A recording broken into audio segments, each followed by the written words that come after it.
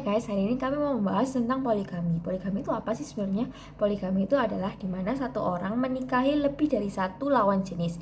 Misalnya seorang suami menikahi lebih dari satu, yaitu 2 atau 3 atau 4 istri. Tapi yang bisa melakukan poligami ini hanya orang-orang tertentu yang sesuai dengan kriteria di dalam Al-Quran.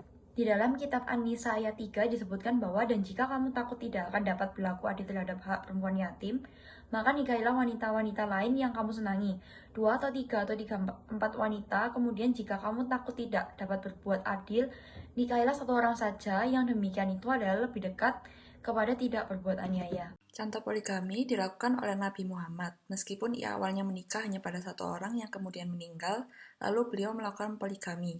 Poligami yang beliau lakukan memiliki tujuan untuk kepentingan bersama dan bukan untuk kepentingannya sendiri.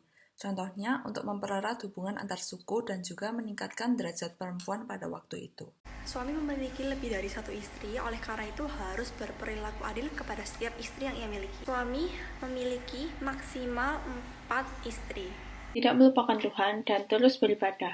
Dilarang menikahi 2 wanita bersaudara. Suami harus menjaga kehormatan istri. Hal ini harus dilakukan karena mereka memiliki tanggung jawab yang lebih untuk para istri mereka. Poligami sah-sah saja apabila ketiga belah pihak ataupun lebih menyetujui dan tidak merasa keberatan dengan poligami tersebut. Jika yang bersangkutan bertanggung jawab atas pilihan tersebut, itu tidak apa-apa, karena bagaimanapun juga itu adalah pilihan hidup masing-masing orang. Di samping itu, dalam kitab Islam pun memperbolehkan adanya poligami. Saya menghargai poligami karena ajaran setiap agama berbeda, tidak harus semuanya pandangannya sama, dan juga menurut saya syarat poligami penting supaya bertanggung jawab atas pilihannya. Kita tidak boleh melarang mereka, karena itu pandangan dan kepercayaan yang mereka punyai. Dengan perbedaan yang ada, justru kita hidup saling mendukung dan menghormati perbedaan yang ada. Saya menghargai dan menerima keputusan setiap individu, karena pada dasarnya agama tersebut juga memperbolehkan.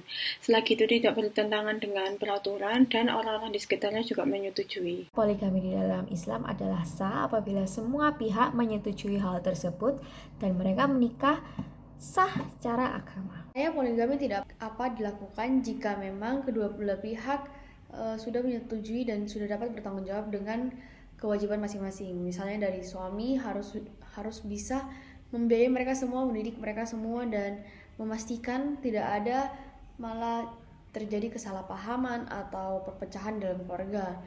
Jika memang poligami tidak merugikan siapapun dan malah justru diuntungkan, menurut saya itu sah-sah saja.